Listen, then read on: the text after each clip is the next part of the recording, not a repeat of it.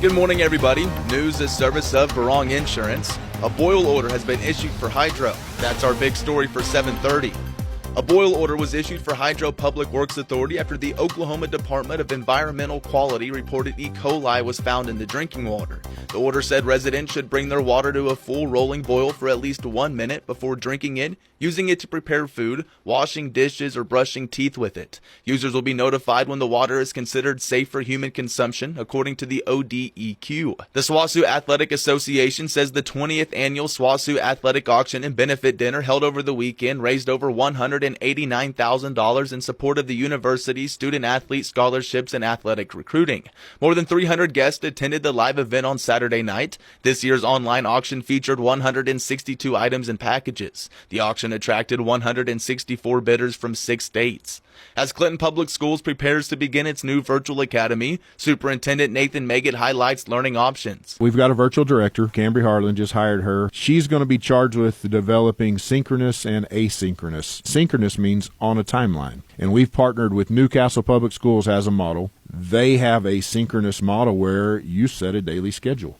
You can have AP courses all the way down to just your regular courses. I mean, it's a variety of stuff, but they will set your daily schedule. And Cambry's going to be in charge. If families want a timeline and you want a structure, we'll set up an online structured day for you.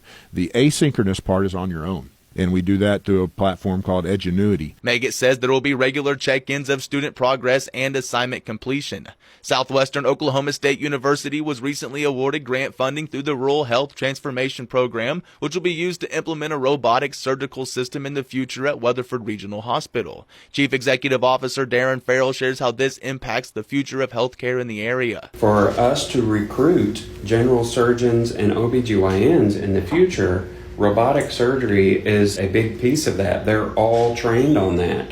There are certain surgeries done with the assistance of the robot that makes a much shorter recovery time for patients. Certain hernias, hysterectomies, different things like that. Patients have less intense recovery and it allows us to recruit those surgeons and specialists in the future. Dr. Jacob Swords will be joining the hospital at the end of August and is already trained in robotic surgery. Farrell says the new service will allow for more procedures to be done locally. The robotic surgical equipment is fully guided by trained surgeons for enhanced precision during operations. We'll have more news coming up next. Here's Jeff Barong. As an independent insurance agent, we are not limited to just one or a few companies. We have got access to most every insurance market out there right here, from our offices in Weatherford and Edmond.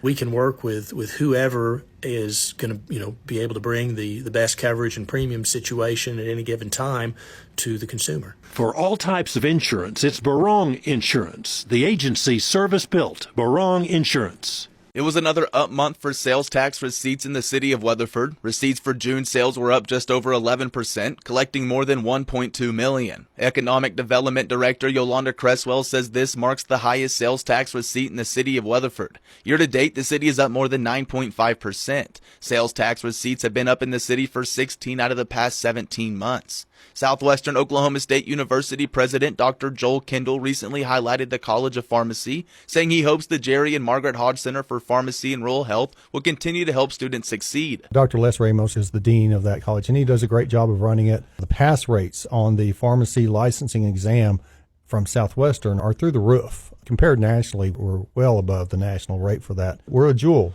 out here in Weatherford with our pharmacy school. Classes will begin in the Hodge Center this fall. The Frisco Conference Center in Clinton continues to remain busy each year, says Chamber of Commerce President Julie Caldwell. We do. We counted the last year from July 1st to June 30th, we had 302 events. We had 301 the year before, so I feel like if one is better. Caldwell says the facility was hosted the Municipal Court Clerks Conference last week. News at 7:30 is service of Barong Insurance. Coming up next, we'll look at local funeral services after this word from Lee Hometown Funeral Home. Most people don't even know where to begin when planning a funeral. Who wants to think about that anyway? So we put it off and often leave the burden on someone else. Or if the unexpected happens to a loved one, funeral arrangements are the last thing we want to think about.